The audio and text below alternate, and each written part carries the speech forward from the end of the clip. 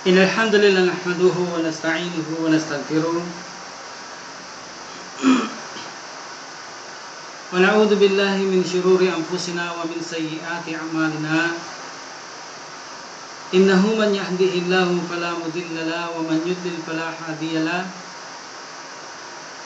أشهد أن لا إله إلا الله وحده لا شريك له وأشهد أن محمدا عبده ورسوله صلى الله عليه وسلم. So nandito tayo sa chapter 2 mga brother and sister bilang pagpapatuloy sa mga katanungan. Sa part 2 tayo ng as-suwala wal jawaba or the question and the answer. So ang unang katanungan natin sa araw na ito ay sino ang dapat mag-imam sa salah? At sino ang dapat mag-imam? Sino ang dapat mag-imam sa salah sa masjid? At sino o sa jamaah? At sino ang dapat mag-imam sa isang tahanan? Ang umuupa ba ng tahanan ng kanyang tahanan o ang may-hari o may-ari ng tahanan? So dalawang question. Una, sino ang dapat mag-imam sa isang jamaah? No? Ang sugo ng Allah subhanahu wa ta'ala sallallahu alaihi wasallam ay nagsabi, ang pinakamaalam sa inyo, ang siya o pinakamaalam sa aklat ng Allah subhanahu wa ta'ala, ang siyang dapat maging mag-imam. Ito ang liwat sa ating naintindihang wika. So ang pinakamaalam sa aklat ng Allah subhanahu wa ta'ala, ang siyang dapat mag-imam. Kung sila ay dalawang maalam sa aklat ng Allah subhanahu wa ta'ala, tignan sa kanila kung sino sa kanila ang higit na bumibigkas ng tama sa letra. No? For letra ito. Ngunit hindi ito isang kondisyon, dito ang maganda ang kanyang tinig. Hindi naman kondisyon ang maganda ang tinig. Importante letra por letra kung sino ang higit na tamang bumibigkas ng letra. Hindi kondisyon niya kung sino ang magandang tinig sa kanila. Ngunit higit na mainam ito kung siya ang imam, ang magandang tinig at mayroon siyang tamang pagbigkas ng letra por letra. Kung sila ay kapwa naman marunong sa pagbigkas ng tama sa mga letra, mahinusay sila at maganda ang parehong tinig nila, tignan kung sino sa kanila ang higit na nakakaalam sa batas ng sala. Sapagkat higit itong mahalaga. Kahit na mas maraming bersikulo o talata ang nalalaman mo sa banal na Quran na i-recite mo pagkatapos ng Al-Fatiha, ngunit hindi mo alam ang batas ng sala, higit na mainam ang kaunti ang alam sa talata ng Allah, ngunit maalam siya sa batas ng sala.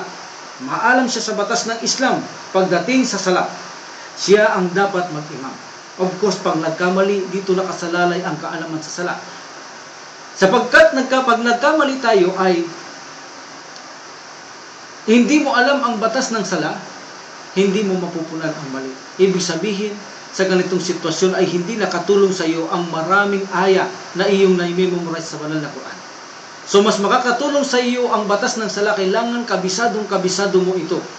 Alam mo ang lahat ng gagawin mo, anuman mangyayaring pagkakamali sa iyong sala. Tulad ng pinaksa natin ng sujud sa huna, napakahirap ng paksahing yaon. So kailangan alam mo ang batas ng sala, bagamat kakaunti ang iyong memorization o na-memorya mga talata sa banal na Quran, ngunit maalam ka sa batas ng sala, ay higit na mainam ito mag-imam kaysa sa marami siyang alam na talata sa banal na Quran, ngunit hindi niya alam ang batas ng sala. Wala siyang alam sa batas ng sala. Ngunit, kung sila ay patas, pareho ding maalam sa batas ng sala, maraming talata, magaling ang tinig nila, mahinusay sa pagbigkas ng letra por letra ang tinatawag ng mga tajwid, tignan sa kanila kung sino ang masigasig sa kanila sa pagsasagawa ng mga sunna. Masipag mag-sunna, masipag mag-ibada sa kanilang dalawa.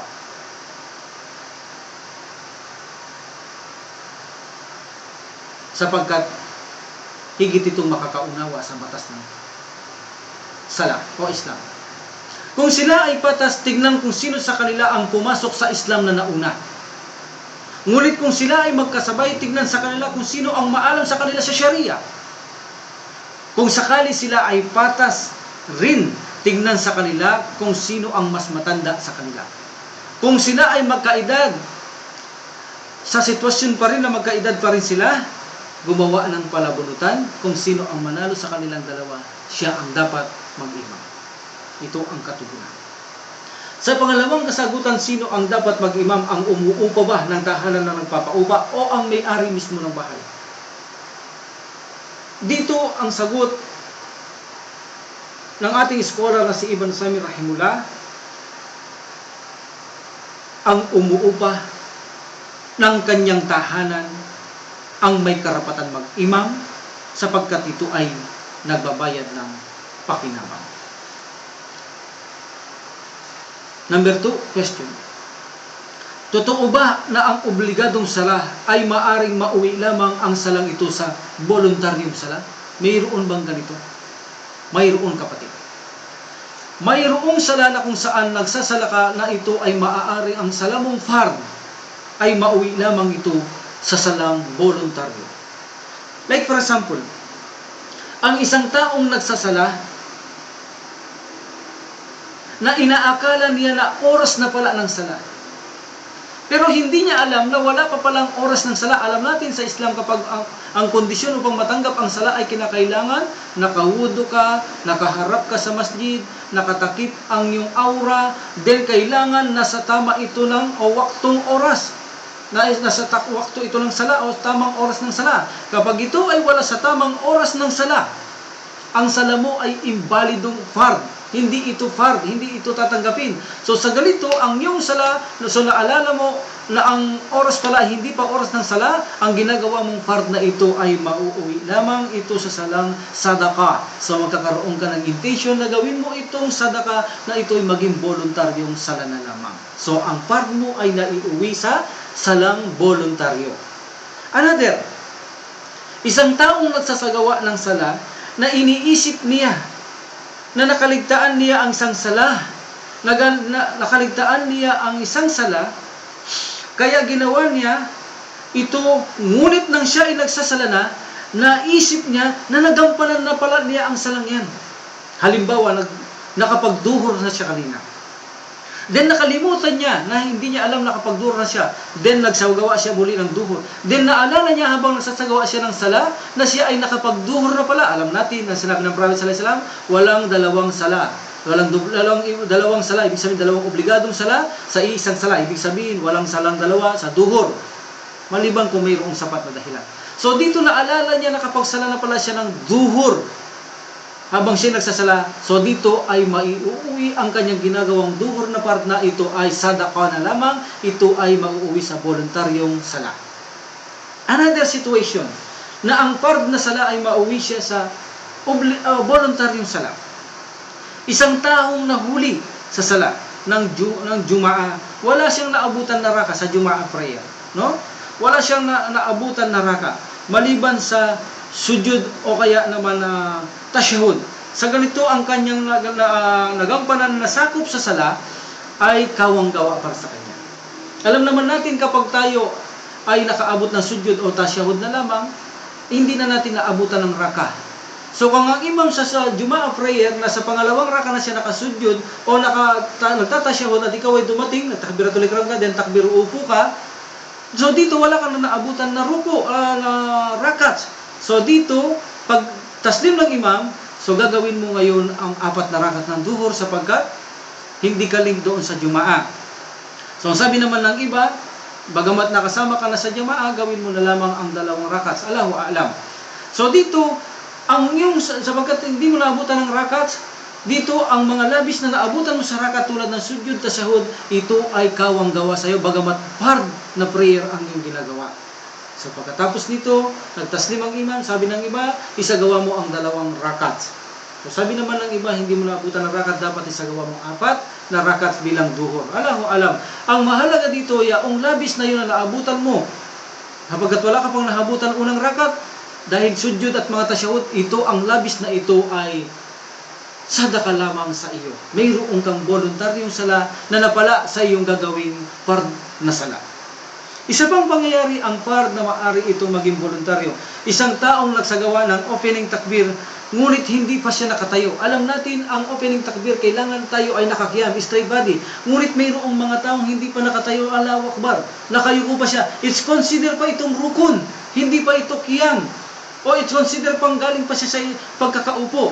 So dito, hindi tanggap ang rakat na ito dahil hindi ka pa nakakiyam. Alam natin, rukun ang kiyam. Pinaksa ko yan sa sujud sahu na rukun ang kiyam. Kung hindi ka pa nakakakiyam, nakakatayo ng mabuti, hindi ito tatanggapin na kiyam. Hindi ito tatanggapin na kiyam, so nagtanggal ka ng rukun. So dahil dito, pag simula mo nang magsala, hindi ka pa nakakatawid, nagtatakbiratul ihram ka na, so hindi consider na kiyam, na wala ang rukun ng kiyam, so hindi tanggap yan bilang iyong first rakat. So dahil dito, nagsagawa ka ng sala, ang unang rakat mong yaan, ang lahat ng ito na ginawa mo ay sadaka sa iyo. Sa pangalawang rakat mo, o maalala mo ang una mong ginawa na hindi ka pala katuwid, ulitin mo ito, bayaran mo ito, ito ang magiging una mong rakat. At ang ginawa mong una na hindi tanggap dahil hindi ka pa tumayo ng matuwid, tahbiratul ihram ka na, sa ganito ay sadaka ito sa iyo. Ito ay kawang gawa sa iyo. At last, isa pang dahilan kung ano nagiging voluntary ang isang fard na gawain na sala, isang taong nahuli sa sala, sa sama-samang sala, jamaah sala, ng nahuli siya ng ilang raka sa jamaah prayer, ngunit tumayo ito kaagad upang bayaran ng kulang na rakat habang ang imam ay hindi pa ito nakapagtaslim. See? Sa ganito, ang kanyang sala ay sadaka na lamang sapagkat ang nagawa niyang nakaraang raka ay hindi katanggap-tanggap bilang obligadong sala sapagkat pinangunahan niya ang kanyang imam. Ang sinumang pinangunahan mo ang kanyang imam ay mayroong sala na kung saan ito ay hindi tanggap ang iyong sala. Sa ganitong sitwasyon ay hindi pa nagtataslim ang iyong imam at tumayo ka na ayon sa ating scholar sa Ibn Uthaymin rahimullah, ang iyong sala ay hindi tanggap. So dahil dito, ang mga salang inabutan mo sa imam na nakasama mo siya ay magiging sadaka lamang sa iyo o mga voluntaryong gawang gawa na mga sala sa iyo. So ito ang mga ilang dahilan kung saan ang mga fard ay nagiging voluntary prayer lamang sa iyo. Another question, ano ang kahulugan ng sutra sa sala? Ito ba ay obligadong gawin ng isang musalli? Ang sutra ay nangangahulugan, isa itong objektibo o isa itong bagay na kung saan na ginagamit ng isang musalli o isang nagsasala, musalli, na ilalagay niya ito sa kanyang harapan. Ang iba'y nagbibigay sila ng sukat dito kung gaano kataas ito. Dahil sinasabi nila ang guhit na hadith ng Prophet sallallahu alaihi wasallam na ginamit niyang sutra ay mahina daw itong hadith. Allahu alam. So ang iba naman ay itinatasak nila ang mga stick bilang sutra nila. Kung wala matigas ang sahig ay ipinapatong nila ito bilang kinilang sutra. So, ang sutra, ito ay objektibong bagay na ginagamit ng isang musalli, no? Kung saan ito ang hangganan na kung saan doon ka magpapatira pa at bawal dumaan sa pagitan ninyo ang tao na kapag ikaw ay nagsasala sa pagitan ng sutra at ikaw na nagsasala. So, sino man ang dumaan sa likod naman nito ay walang problema, ngunit sino ang dumadaan sa gitna nito ay pigilan natin siya. Ang malawak na kabatiran dito, ito ba ay obligado o sunna? Una, ito munang sutra, ito ay mayroon itong benepisyo sa atin. Ang sutra, ito ay protekta sa ating sala na sino mang dumadaan ay makita niya hindi siya dadaan sa gitna nito. So, hindi niya tayo madadaanan maliban sa Makkah. So, in the situation na talagang nasa kagipitan tayo ay walang masama kahit dumahan sila sa atin sa harapan. Ito ay hindi nasisira ang ating sala tulad ng nasa sala ng Makkah, okay? Kung saan ay mahirap para pigilan mo tayo dyan dahil pagkat siksikan na dyan, no? So, ibig sabihin kapag mayroong sapat na dahilan ay walang epekto sa atin kahit wala tayo sutra at dinadaan tayo sa tabi natin, wala itong problema. Ngunit kung tayo ay nasa ligtas na lugar, ang sutrang ito ang tanda upang hindi dumaan isang Muslim sa iyong pagitan. Ibig sabihin, nagiging protekta mo ito sa isang Muslim na makita niya na hindi kaya dadaanan sa gitna nito. So kung sila dadaan sa likod, ito ay walang masama. Ito rin ay panagka sa ating paningin. Ibig sabihin, palagi tayo nakapokus doon sa sutra. Doon tayo palagi nakatingin. Hindi kung saan tayo tumitingin. Isa itong pakinabang sa ating kung bakit dapat tayo mayroong sutra sa ating harapan, no? So, Ito ang isang bagay na upang hindi tayo maudyukan na kung saan tumingin-tingin sa iba't ibang bahagi ng panig ng ating pinagsasalaan.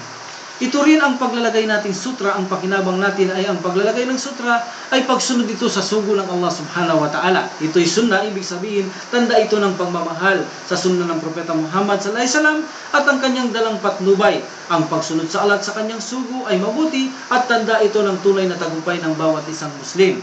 Ngayon, ano ang kapasyahan dito sa sutra? Ito ay mayroong tatlong opinyon, ang sutra. Ang unang opinyon nila rito ng mga scholars, ito ay hindi obligado. Ito ay kaganapan lamang mula lamang sa pag-uutos ng sugo ng Allah subhanahu wa ta'ala at ang sala ay hindi dahilan ito upang mawalang saysay kung ikaw ay walang sutra. Ito ay sunna nila. Ang kanilang dalil bilang batayan, dito ang sutra ay hindi obligado, ngunit ito ay sunna na sinabi ni Sahid al-Khudri mula kay Bukhari Volume 1 number 489, ang sino man sa inyo ang nagsala sa likuran nito bilang sutra at may nagtangka na dumaan dito sa pagitan ninyo ng sutra, nararapat niyong itulak. Kung ito'y magpumilit ay persahin sapagkat ito ay si Shaitan. So sabi nila ang hadith na ito'y nagpapakitang hindi obligado ang sutra, lalo na't sinuportahan pa ng hadith ni Ibn Abbas radhiyallahu anhu mula kay Bukhari Volume 1 page number 76 ay nagsabi na siya ay pumunta sa Mina at ang sugo ng Allah subhanahu wa ta'ala ay nagsasala sa Mina at doon ay walang pader o harang sa harap niya at sinuporta nilang hadith na ito. Dito lumilitaw nila na ang sutra ay hindi ito obligado, kundi ito ay sunna, rekomenda ng Prophet Muhammad sallallahu alaihi wasallam. Pangalawang opinyon, ang sutra daw ito ay obligado. Why? Anila? Sapagkat anila ito ay ipinag-utos ng sugo ng Allah subhanahu wa ta'ala. Ang sugo ay nagsabi, sino man sa inyo ang magsala ay maglagay kahit na ano sa inyong harapan, ito ay sa pamamagitan lamang ng sibat o salapangaw, kahit naguhit, maglagay kayo sa inyong harapan. Mula kay Ahmad, mula sa hadith ni Samura. So sabi nila ito ay fard, na kailangan mayroon kang sutra kapag ikaw ay nagdarasal. Ang pangatlong opinyon ay yung kay Hanafi at Maliki rahimullah, maglagay ng sutra kung nag-aakala na mayroong dadaan. Ngunit kung walang dadaan nila, ang paglagay ng sutra, ito ay makruh, hindi kanais-nais nila. Bagamat ito ay sunna, ayon sa karamihan, ang totoo sa mga scholar natin, ay minaigi nila na dapat pa rin maglagay ng sutra sapagkat ito rin ay inaantabayanan, inaalalayan ng malalakas na iba pang mga hadith ang opinion na ito. Ito raw ay bagamat na hindi obligado, ay nararapat tayong maglagay ng sutra bilang nasa kalagayang ligtas sa kabila nito. Anila ang sutra ito ay para lamang sa mga nag-iisang magsala. So bagamat ito ay hindi obligado, ay nararapat maglagay bilang kalagayang ligtas sa kabila ng anumang kanilang mga opinyon. Ito'y ginagawa ng Prophet sallallahu alaihi wasallam. So dapat natin itong gawin, na maglagay pa rin tayo ng sutra. Well, kung hindi tayo makapaglagay ng sutra, ito ay ginawa rin ng Prophet sallallahu alaihi wasallam at ito ay hindi kasalanan sa atin. So lumilitaw na ang sutra ito ay sunna at hindi ito obligado, ngunit mas mainam na gumamit tayong sutra kapag tayo ay nagsasala. Mas mainam at maigigigi ito ayon sa karamihan sa ating mga scholar. Another question, ano ang hatol sa isang Muslim na nagsasala at ito ay binabati ng salam? Una, mayroon itong 4 na uri ang nagsasagawa ng pagsasalam. Kapag mayroong nagsasala, ang pagsasalam ay rekomenda. Pangalawa, pinapahintulot subalit ito ay hindi sunnah, sapagkat ipinagbawal ng sugo ng Allah subhanahu wa ta'ala sallallahu alaihi wasallam ang gambalahin ang isang taong nagsasala. See? Kung nakita niyo noon o nabasa ninyo o napakinggan niyo na, narinig na ninyo sa mga kapatid natin, habang nagsasala ang kanyang mga kasamaan ay mayroon silang mga tinig. So dahil dito ay nagsalita ang Prophet sallallahu alaihi wasallam, sabi niya, kayo ang bawat isa sa inyo ay nakaharap sa Allah subhanahu wa ta'ala upang makipag-usap. So wag ninyong abalahin o antalahin o gambalahin ang bawat isa sa inyo. So ibig sabihin, wag nilang masyadong lakasan ang mga boses nila upang hindi magambala ang bawat isa sa kanila. So sa sala, bawal gambalahin ang isang nagsasala. Kaya sabi nila, pinapahintulot ang salamansiya. Ito ay isang rekomenda, gaya na sabi natin, subalit ito ay hindi sunna naman ng ibang mga eskolar. So ang una, rekomenda nila. Ang pangalawa, hindi ito rekomenda. Hindi ito sunna nila. See? Ang una ay rekomenda mo salaman ang nagsasala. Ang pangalawa ay hindi ito rekomenda sapagkat ito ay hindi sunna. Ang pangatlong hatol nila ito ay makruh.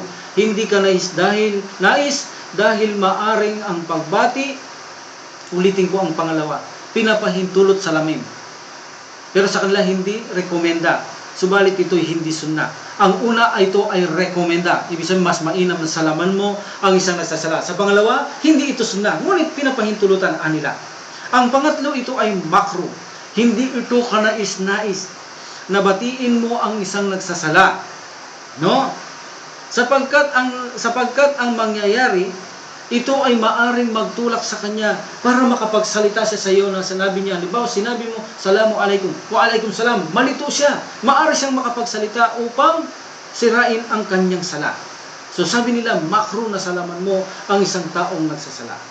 Pangapat na hatol nila, higit itong kanais-nais kung ang bibigyan mong pagbati ay mula sa taong mayroon silang kaalaman. At alam niya ang batas dito kung paano ito itutugon ang pagbati. So, higit itong mainam kung ang taong nagsasala, alam mo, maalam ito, alam niya ang batas kung paano tutugon. Alam niya ang batas kung paano tutugunan sa kanyang pagsasalam sa iyo habang siya nagdarasal. Alam mo, hindi siya malilito. Alam niya ang batas na ito. Mainam na siya ay batiin at siya ay tutugon sa iyo sa paraang alam niya. Ang pagtugon dito tulad ng sinyalis ng mga daliri, parang ito sinabi niya, wa alaikum salam, bagamat alam natin na ang pagtugon sa salam ay obligado. So dito ay tutugunin kanya sa pamamagitan ng daliri o kamay o mula sa kanyang pagtango. Kung ito ay mainam na ito ay kanyang salaman. At sa ganito ay matutugon ka sa tamang paraan. At kung hindi ka nakatitiyak, anila ito ay makruh. Sa iba pinapahintulot, ngunit hindi sunna ang gawain na ito na salaman mo ang isang taong nagsasala. At sa iba naman, ito ay rekomenda. Another question.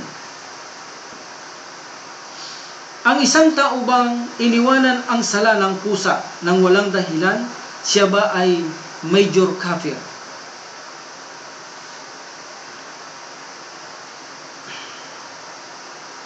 Ang taong nagsala, isang Muslim na nagsasala at iniwanan niya ang pagdarasal ng isang pagdarasal ng walang sapat na dahilan. Karamihan sa ating eskoral ang kanilang siya ay major kafir. Siya ay major kafir. Bagamat mayroong nagsasabi na siya ay hindi pa kafir hanggat ang taong ito ay nagsasala pa rin. Mayroon din naman nagsasabi hanggat siya ay hindi nagsala ng isang araw, siya ay hindi pa rin kafir. Ibig sabihin nagsasala siya sa loob ng isang araw. Ngunit kung siya ay hindi nagsala ng isang araw, siya ay major kafir. Mayroon din naman nagsasabi na siya kapag nasa niya niya ang sala, kahit hindi siya nagsasala, ay hindi pa rin siya major kafir. Siya nga lamang ay nasa kalagayang dangerous na situation at nakagawa ng malaking kasalanan.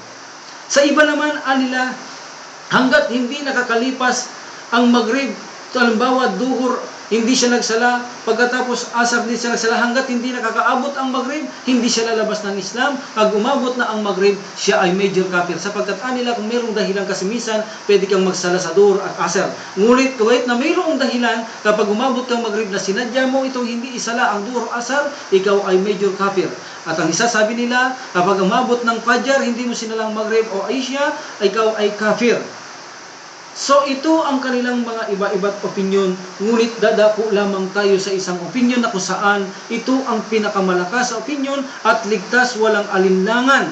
At hindi tayo magbabakasakaling opinyon na kung saan magiging ligtas ang sitwasyon natin. Hindi katulad ng isang mga ibang sitwasyon na kung saan ang sala ng isang taong hindi nagdarasal, hanggat may niya, siya ay Muslim pa rin. Ito ay nakakatakot na panghawakang opinyon. Napakadelikado at pakikipagsapalaran lamang na opinyon ito. Ganon din ang mga Muslim na nagsasala kahit nilalaktawan ng sinasadya ay Muslim pa rin. Isa pa rin hindi masyadong mapagkakatiwala ang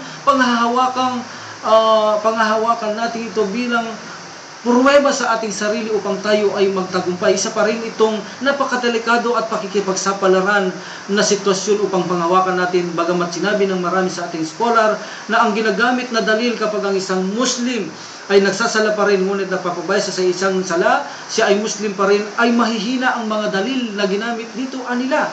Kaya naman bagamat kahit ang mga ito ay tama pa rin, mas piliin natin ang pumunta tayo doon sa walang alinlangan at ligtas na sitwasyon at pagpapasya upang hindi tayo palagay sa alanganin sa kabilang buhay. Let's sabihin natin, kung ang isang Muslim halimbawa ay nagsasala ng 3 beses ang dalawa, hindi na sadyang hindi gawin, ay Muslim pa rin, well, wala namang mawawala sa isang Muslim na ginagampanan niya ang 5 sala bagkus nagkakaroon siya ng reward. Papaano? Kung ang tamang desisyon ay ang isang sala lamang na iyong kusang iwanan ay nagiging major kafir ka, so hindi mo na maibabalik ang lahat kapag ito ay nasa kabilang buhay na ang pasyang ito. Kaya dadakuhan lang natin ang pasya ng maraming scholar sa atin at karamihan sa kanila na pasya nila maging tabihan at maging companions ng Prophet sallallahu alaihi wasallam.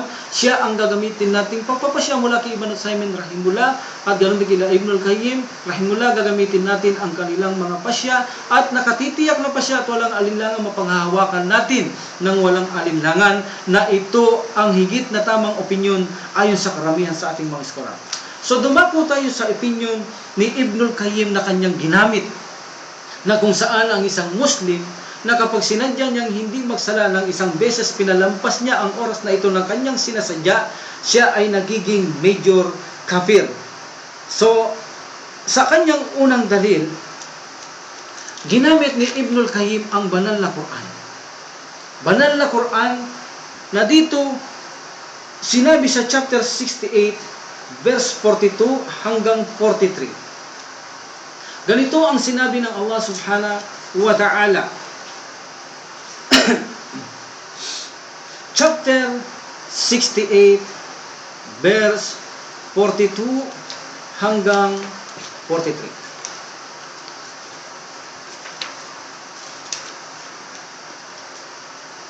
Yawma yuksafu an saqi wa yud'auna ila sujudi fala yastati'un khashyatan abasaruhum tarhaquhum dillah wa qad kanu yud'auna ila sujudi wa hum salimun.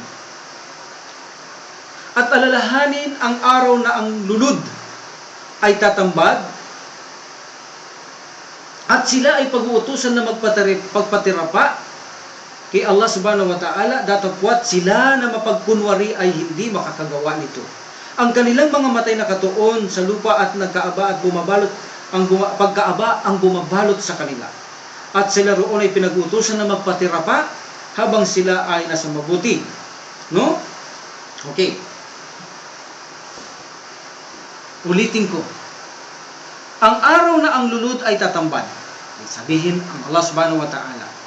At sila ay pag-uutusan magpatirapa sa Allah subhanahu wa ta'ala, sa harapan Allah subhanahu wa ta'ala, datapwat ang mga papagkunwari ay hindi makapagpapatirapa, makakagawa nito. Ang kanilang mga matay nakatuon sa lupa, nakatingin sa lupa, at pagkaaba, pagkalungkot ang bumabalot sa kanila. Kasi bakit? Sila noon ay pinag-utusan na magpatirapa habang sila ay nandito sa lupa, habang mabuti. Hindi nila kasi ito ginawa, kaya doon na hindi sila magpatirapa. So dito sinabi ni Ibnul Qayyim bilang kanyang komento, ang mga Muslim at mga munafik, sila ay hindi magka-equal o magkatulad. Sapagkat ang mga munafik hindi makakapagtirapa. Sa kabilang buhay, sila yung mga taong hindi nagsasala. Nagsasala sila kapag may nakita, kapag walang nakakita, hindi sila nagsasala. Hindi sila nagsasagawa ng sala. So doon hindi sila pahintulutan magkapagpatirapa sa Allah maliban sa mga Muslim na nagsasala. Ang dahilan kasi ay hindi sila nagsasala. So sabi pa ni Ibnul Qayyim sa chapter 74 verse 41. Chapter 74 verse 41. So sinabi dito hanggang 43, Anil mujrimin masalakakum fi sakar qalu lam naku minal musallin. Tungkol naman sa mga mujrimin, mga makasalanan o mga kriminal. sasabihin sa kanila, ano ang nahagatid sa inyo dito sa apoy ng impyerno? Sila'y magsasabi, kami ay kabilang sa mga hindi nag-alay ng sala. Bagamat sinasabi ng iba, yaong hindi nag-alay ng sala, yaong talagang full na hindi niya ginagampanan ng salaan nila, yan ang sa impyernong apoy. Ngunit kung siya'y nagsasala pa rin, hindi arila. Ito ay napakadelikadong opinyon at hindi masyadong mapapanatag ang ating sarili sa mga ganitong opinyon. Kinakailangan ng opinyon talaga yaong mapapanatag tayo sa kanilang mga opinyon. Hindi tulad dito kay Ibnul Qayyim, ang kanilang karamihan sa kanilang opinyon.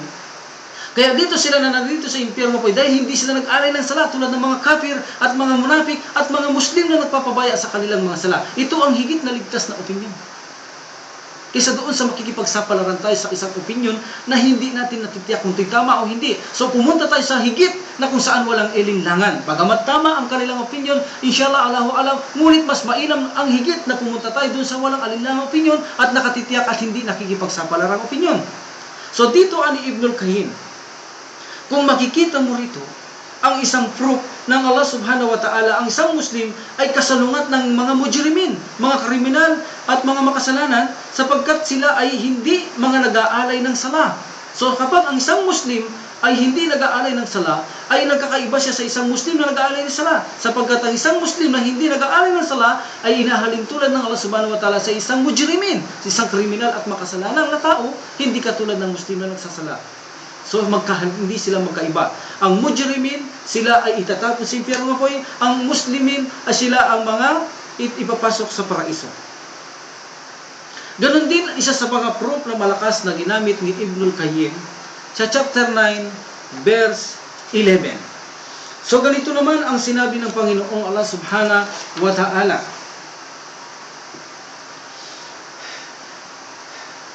Fa-in tabu wa aqamu salata wa atu zakat fa ikwanukum fid din. Fa ikwanukum fid din. Dapat kung sila ay magsisi at mag-alay ng sala nang mahinusay na sa takdang oras at magbigay ng sala, kung gayon sila ay iyong kapatid sa pananampalataya. Take note. Kung nag-aalay sila ng zakat at mahinusay sa tamang oras ng sala, sila ay kapatid ninyo sa inyong mga pananampalataya. Alalahanin natin ang Quran, ito karamihan ay ganyang dalil ay pang general. So dito sinabi ng Allah subhanahu wa ta'ala, waqimus sala wa atuz zakat. So ito ay general ito. Waqimus sala wa atuz zakat. Here sabi ni Ibnul Qayyim na sinabi ng Allah subhanahu wa ta'ala, ang pagbubuklod ng pagkakapatiran ay ang sala at ang zakat. So dito sabi niya, dito nagbubuklod ang kapatiran. Hindi niya sinabing kapatiran sa humanity. No, ang sabi ng Allah subhanahu wa ta'ala, kapatiran sa din. Ikhwanakum fid din. So magiging kapatiran kayo sa inyong pananampalataya kung sila nag-aalay ng sala at nagbibigay ng zakat.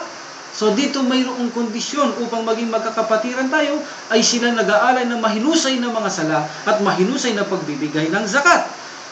So dito mga kapatid ko sa pananampalataya, sabi Ibnul Qayyim, if they did not establish salat and pay zakat, they never brotherhood in our Islam.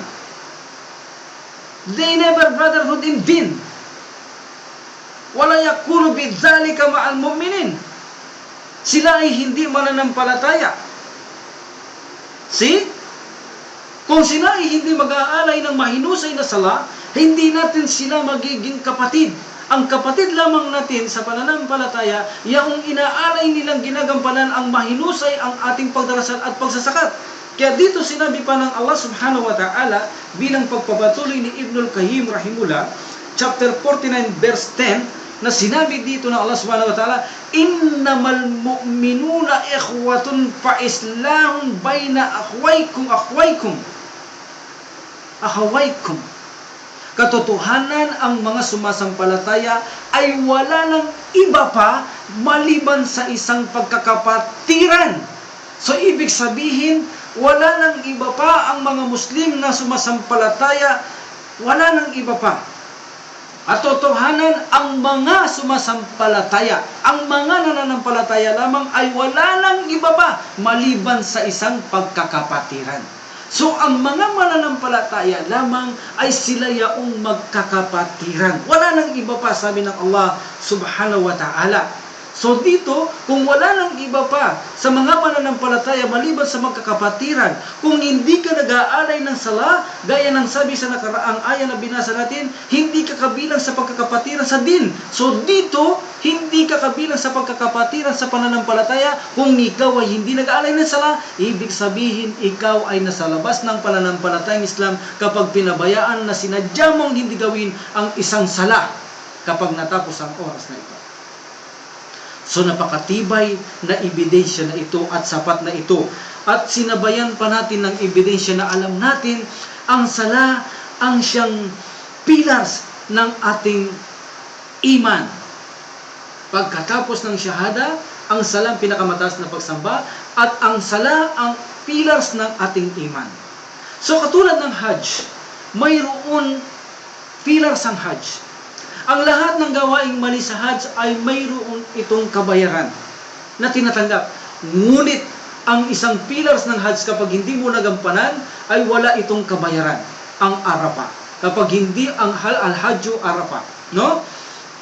Wajib, sabi ng Prophet Al-Hajju Arafah. Ang Arafah ay Hajj. So dito kapag hindi mo ginawa ang Arafah, hindi mo ito mababayan. Bumalik ka next year, gawin mo ulit ang Hajj sapagkat hindi tanggap ang iyong Hajj. Sapagkat ang pillars ng Hajj, isa sa pillars nito ay ang Arafah. So sa sala, isa sa pillar ng sala, isa sa pillars ng iman ay ang sala. Kapag tinanggal mo ang sala, wala kang iman.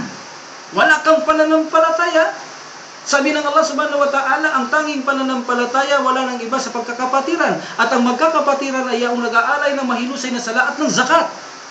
See? So dito kapag ginanggal mo ang sala ng sinasadya tulad ng Arafah, ang Hajj hindi tanggap.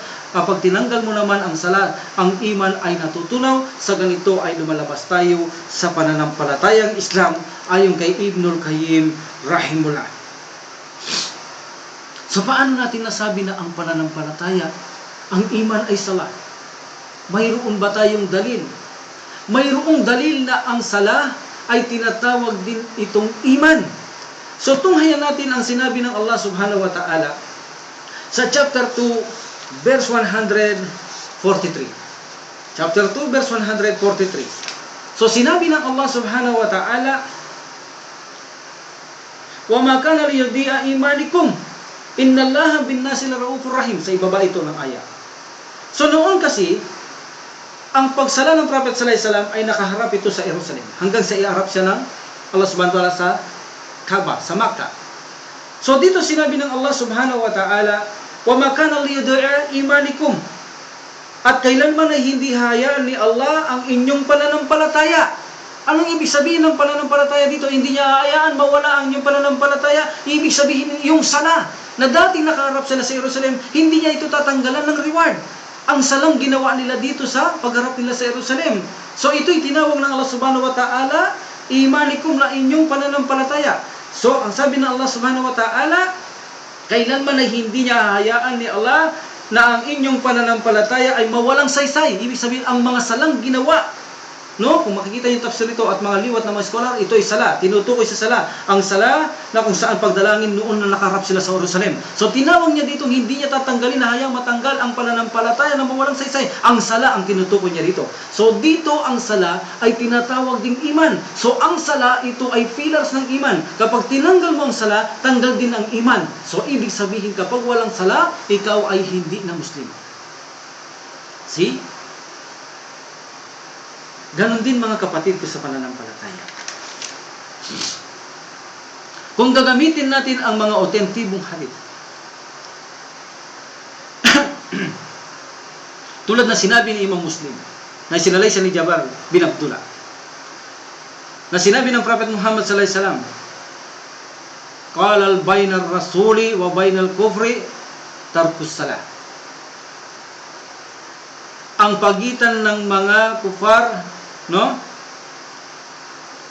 Ang pagitan ng mga tao o mga Muslim o mga pananampalataya at mga kufar ay ang pag-iwan sa sala.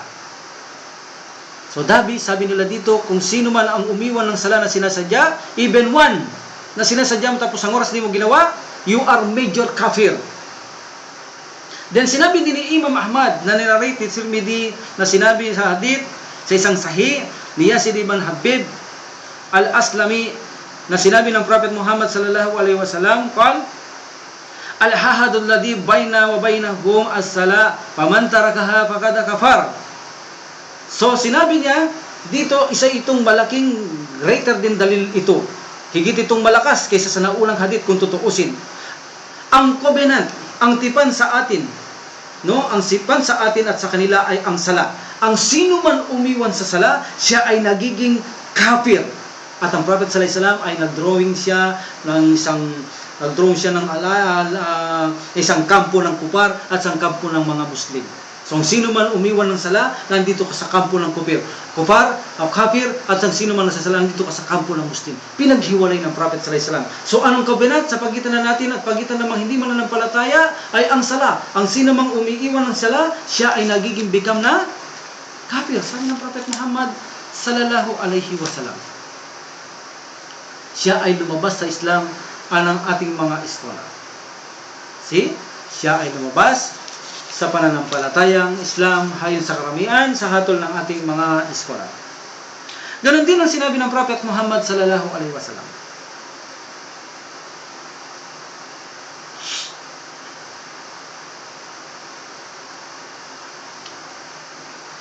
Bainal abdi wa bainal kufri wal iman as-salah.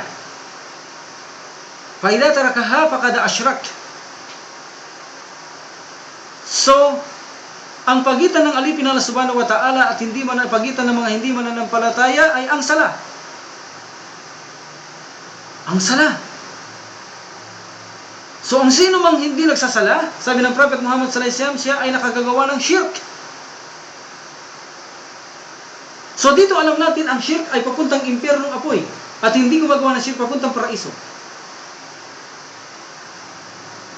See? So magkahalintulad ba sila o hindi? Hindi sila magkahalintulad. So iba ang nagsasala, iba ang hindi nagsala. Nagpabaya ng sala, iba ang ginawa niya sala sa takdang oras, at iba ang hindi niya nagawa ang sala sa isang takdang oras. So maraming hadith ang ginamit na mga authentic na hadith hinggil dito. Mayroong pang hadith na ginamit nila yung kay Firaun, kay Hammam, na kung saan minister ni Faraon, si Faraon na mata na ito ay gahaman siya sa kaharian, no?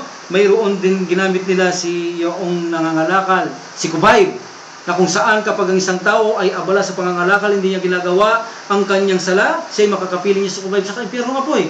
Ganon din kung ikaw ay abala sa kaharian, ikaw ay gahaman sa kaharian, katulad ni Faraon, hindi ka nagpapabaya ka sa sala, ikaw ay papasok sa impyernong apoy, nakasama mo si Faraon. Ganon din kung ikaw ay abala sa bilang isang ministry, no?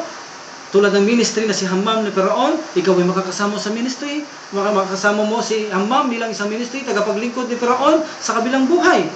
So, ang mga ito ay makakasama mo sa kabilang buhay, sanhi ng isang halimbawa dahil sa kapabayan sa kalakal, sa pamumuno, sa karihan, at iba pa.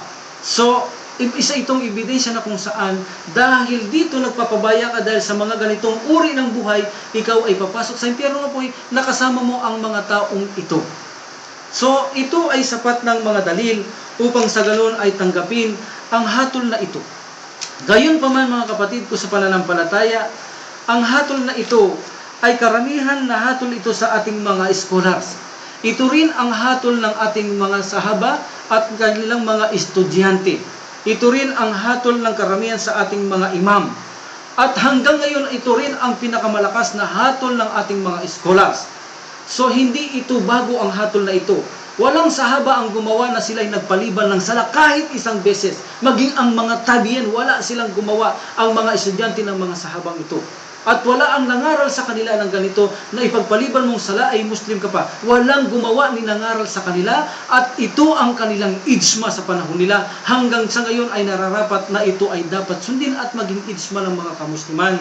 Kaya lamang ay nagkawatak na ngayon ang kamusliman, hinggil sa pa siya, ngunit mas malakas pa rin ang atol na ito, higit na higit tayong nakatitiyak, higit na wawalang pag-aalinlangan, at hindi tayo nakikipagsapalaran sa hatol na ito, at ito ang nararapat panghawakan ng isang Muslim upang siya hindi maging tamad sa kanyang pag-ibada kaysa sa panghawakan niya ang isang bagay na kung saan kapag hindi ka nagsasala at nagsasala paminsan-minsan ay Muslim ka pa, kailanman ay Muslim na ito ay hindi na maaaring maging malakas ang kanyang iman hinggil sa pagsasala. Ngunit kung ikaw na Muslim ay panghahawakan mo ang bagay na ito, hindi mo gagawin na manghinaan ka sa pagdarasal sapagkat natatakot ka na ikaw ay magsapalaran at sakali matalo sa kabilang buhay. At sa muli ay pagpapatuloy natin ang mga iba pang katanungan para sa ating programang ito. Wa akhiran alhamdulillahi rabbil alamin wa salatu wassalamu ala rasulillah subhanakallahumma wa bihamdika asyhadu an la ilaha illa anta astaghfiruka wa atubu ilaik.